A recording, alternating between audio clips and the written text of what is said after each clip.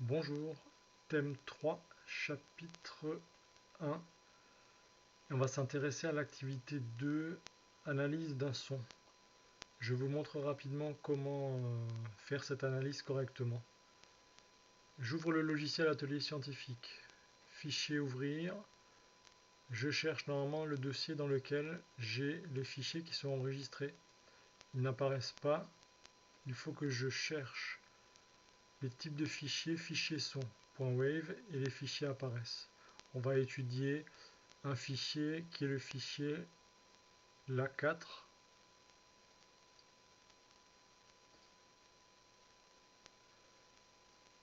Une fenêtre, une boîte de dialogue s'ouvre à ce moment-là.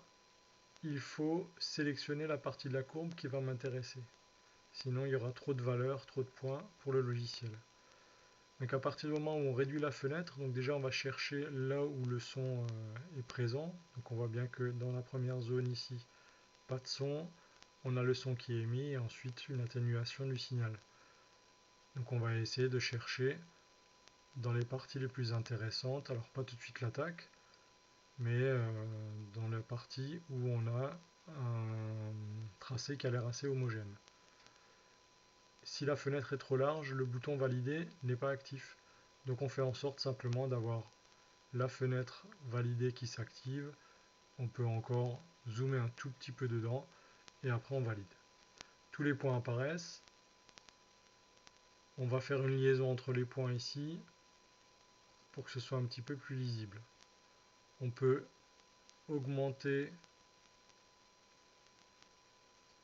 et étirer l'axe des abscisses de la façon suivante pour avoir un nombre de périodes suffisant, à peu près une dizaine. La méthode la plus précise pour déterminer la période, c'est de mesurer plusieurs périodes et de diviser ensuite par le nombre de périodes pour avoir la valeur d'une période t.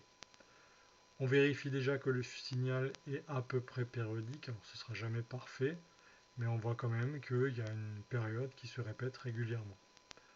Pour déterminer la valeur de la période, on va faire un clic droit pointeur.